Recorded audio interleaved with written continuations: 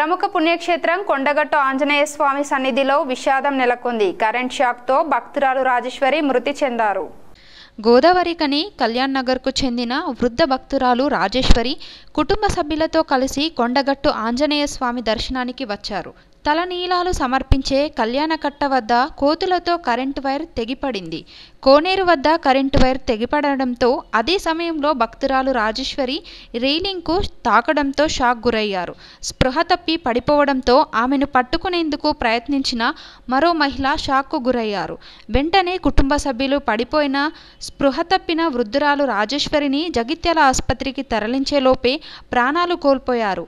Rajeshwari current shock గురైన ప్రాంతంలోనే నిన్న ఓ కోతి కూడా కరెంటు షాక్కు గురై మృతి చెందినట్లు స్థానికులు తెలిపారు. నిన్న తెగిపడ్డ కరెంటు వైర్ను సరిచేయడంలో అధికారులు నిర్లక్ష్యంగా వ్యవహరించారని భక్తులు ఆవేదనతో ఆందోళన వ్యక్తం చేశారు.